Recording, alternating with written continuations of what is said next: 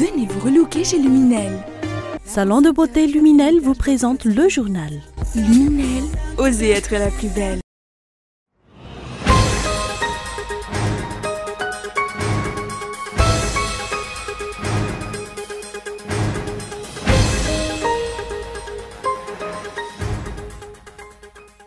Obstruction à la justice, c'est ce qu'a fait le sénateur Rinan Diamandav hier lorsqu'un substitut du procureur a procédé à une visite inopinée de Claudine Razem-Amounds à l'hôpital HJRA. À la veille de l'ouverture de la première session ordinaire du Parlement, le gouvernement Mahafal se trouve sur la sellette. Journée de meeting pour les deux rivaux à la présidentielle française, Emmanuel Macron sera devant ses partisans à la Villette. Marine Le Pen, elle, a choisi Villepinte, bien loin de son père Jean-Marie, qui a réuni tout à l'heure une centaine de personnes devant la statue de Jeanne d'Arc, près de la rue de Rivoli.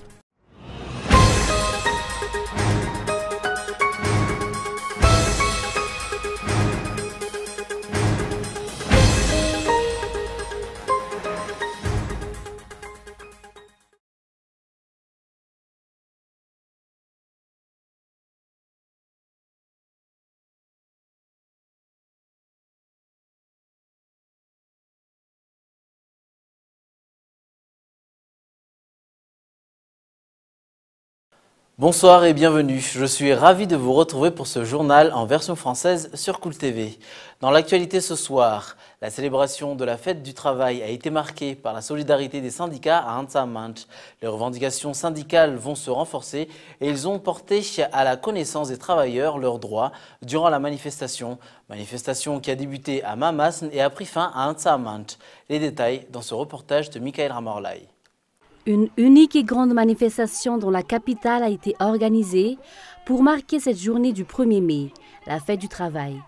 Une manifestation organisée par la CTM, ou Conférence des travailleurs de Madagascar, et le SSM, ou Solidarité syndicale de Madagascar. Les syndicats et les travailleurs ont resserré les rangs à travers une grande marche partant du stade de Mamasn jusqu'au théâtre de verdure d'Antsamant.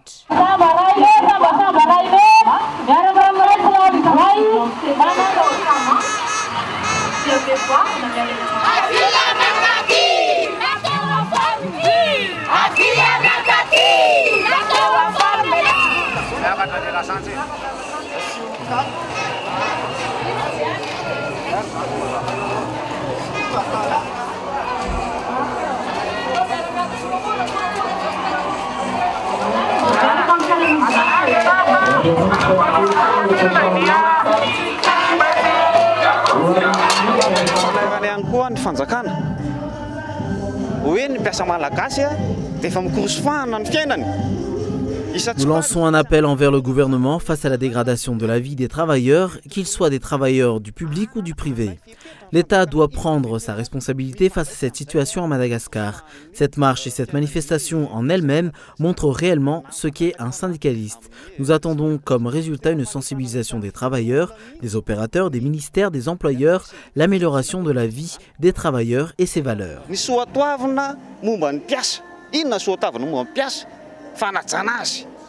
La FES, ou le Friedrich Ebert Stiftung, l'Union européenne, l'ambassade de France et d'Allemagne, ainsi que l'AFD, ont soutenu cette manifestation durant cette journée du 1er mai. Syndicalistes et travailleurs attendent un vrai changement suite à cette manifestation de grande envergure qui a marqué la solidarité syndicale. Les dirigeants oseront-ils franchir le Rubicon, à commencer l'adoption d'une grille indiciaire unique?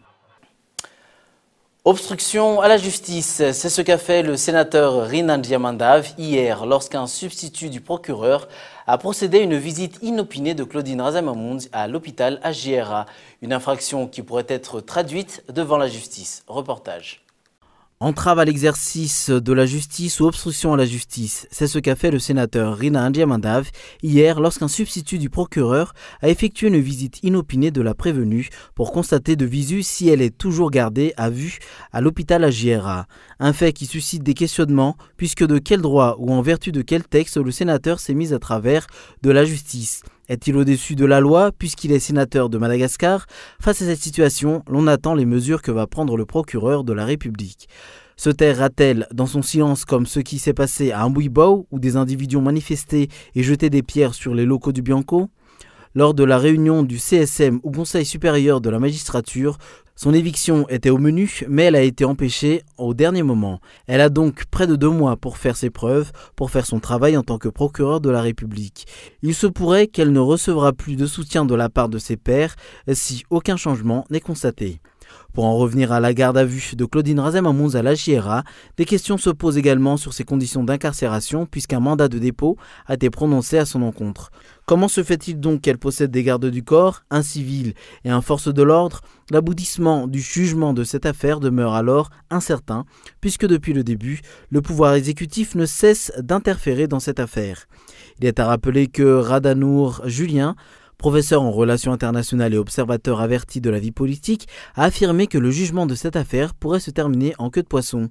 Elle serait jugée mais libérée au bénéfice du doute, comme de nombreux cas similaires. Les efforts des dirigeants malgaches ne sont pas palpables en matière de lutte contre la corruption, a affirmé l'ambassadeur de l'Union européenne lors du dialogue politique Madagascar-Union européenne la semaine dernière à Diego. Il en est de même dans le respect de l'état de droit. Reportage de Ounassain. Le dialogue politique Madagascar-Union européenne a été délocalisé à Diego la semaine dernière. À l'issue du dialogue, 3 conventions d'un montant de 122 millions d'euros ont été signées. En sus de la signature de conventions, l'ambassadeur de l'Union européenne a souligné qu'il faut mettre comme priorité la bonne gouvernance ainsi que la lutte contre la corruption. Sur le plan politique, il a soutenu qu'il faut renforcer le dialogue avant la tenue des prochaines élections. Du point de vue politique, toujours en réaffirmant, en soutenant la stabilité, déjà en travaillant dans le pluralisme et dans l'inclusivité aussi, avec l'horizon d'élections l'année prochaine. Les bailleurs de fonds posent donc leurs conditions avant d'octroyer une aide financière, notamment le renforcement de la lutte contre la corruption. D'ailleurs, les membres de l'opposition posent également des questions sur ce sujet. Pourquoi octroyer des financements sur les dos des citoyens si les dirigeants ne renforcent pas la lutte contre la corruption? Quelle est la garantie que l'argent emprunté au nom du peuple ne sera pas détourné à des fins particulières? À la veille de l'ouverture de la première session ordinaire du Parlement, le gouvernement Mahafal se trouve sur la sellette. Une motion de censure serait en gestation dans les rangs des députés. Lily Rabiat. L'ambiance sera électrique au sein du Parlement, notamment au sein de l'Assemblée nationale lors de cette première session qui débutera demain. En effet, il semblerait que des députés préparent une motion de censure à l'encontre du gouvernement Mahafal. À défaut, ces représentants du peuple actionneront la procédure d'interpellation prévue dans la Constitution. Une interpellation qui se termine par un vote de défiance à l'encontre du gouvernement Mahafal. Les diverses affaires qui ont défrayé la chronique, comme l'affaire Claudine Razem-Amounz, pourraient être à l'origine de l'interpellation. Les réunions se succéderaient dans les salons politiques en vue de renverser le gouvernement Mahafal qui a présenté ses limites. Quoi qu'il en soit, il se pourrait également que ce projet de motion de censure pourrait virer en motion de déchéance à l'encontre du président de la République, comme ce fut le cas dernièrement, face auquel la HCC a trouvé comme parade l'adoption d'un pacte de responsabilité. Or, jusqu'à maintenant, personne ne connaît l'application de ce pacte de responsabilité. Si le même scénario se reproduit, quelle parade adoptera la Cour d'Ambouida? L'exploitation de saphir par la société Gondwana James à Ilac a été suspendue par les autorités. La raison, cette société a travaillé hors de son permis minier, outre le fait qu'elle ne respecte pas l'environnement. Le 21 avril dernier, le ministère des Mines a pris un décret dans ce sens. Lors d'une descente sur le terrain, après les plaintes des riverains de l'exploitation, le directeur régional des mines à Fianarantsoa a scellé les engins de la société Gondwana. Dans l'actualité internationale, c'est son dernier grand rassemblement de cette campagne à la présidentielle. Marine Le Pen est en meeting au parc des expositions de Villepinte avec pour l'intention de se poser plus que jamais en candidate du peuple et elle essaie de rassembler un maximum de Français autour d'elle, autour de sa candidature. Elle a également été rejointe par son nouvel allié Nicolas Dupont-Aignan à qui elle a promis le poste de Premier ministre en cas d'élection. On écoute Marine Le Pen et Nicolas Dupont-Aignan. France 24. Les patriotes issus de traditions différentes peuvent enfin voir leurs forces se grouper pour la défense du pays et de nos valeurs de civilisation. Nous formons désormais la grande alliance patriote et républicaine. La réconciliation aujourd'hui à Villepinte de tous ceux qui croient en la France est amorcée. Une réconciliation ne veut pas dire une fusion, car nos différences sont notre richesse au service d'un même idéal. Et en étant ici parmi vous, je le dis franchement, je ne renonce en rien à ce que j'ai dit, à ce que j'ai fait, à ce que je suis. Gaulliste, humaniste, républicain.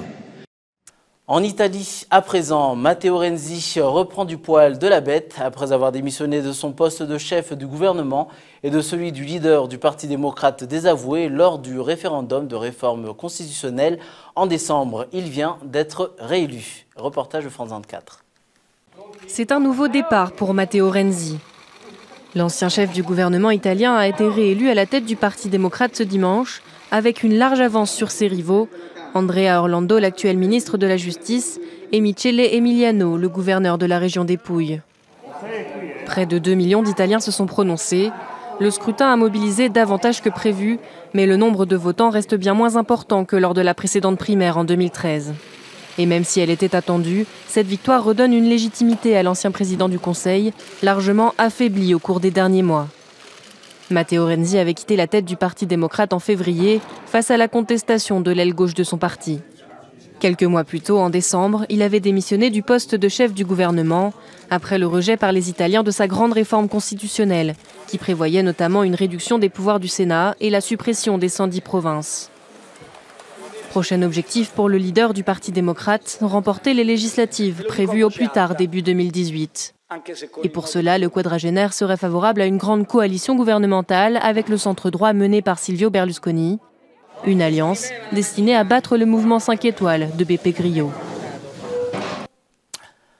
Avant de refermer ce journal, voici un rappel des principaux titres de ce soir. Obstruction à la justice, c'est ce qu'a fait le sénateur Renan Diamandav hier lorsqu'un substitut du procureur a procédé à une visite inopinée de Claudine Razamamounzi à l'hôpital HJRA. À la veille de l'ouverture de la première session ordinaire du Parlement, le gouvernement Mahafal se trouve sur la sellette. Et enfin, journée de meeting pour les deux rivaux à la présidentielle française. Emmanuel Macron sera devant ses partisans à la Villette. Marine Le Pen a choisi Villepinte, bien loin de son père Jean-Marie, qui a réuni tout à l'heure une centaine de personnes devant la statue de Jeanne d'Arc près de la rue de Rivoli.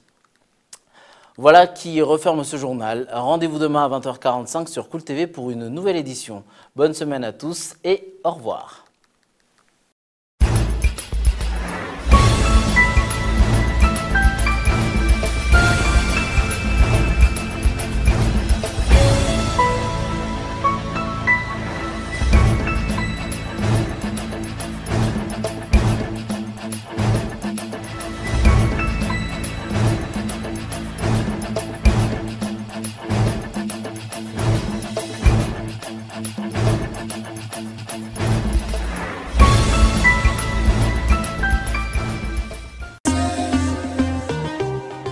Venez vous relooker chez Luminel. Le journal vous a été présenté par Salon de beauté Luminel. Luminel, osez être la plus belle.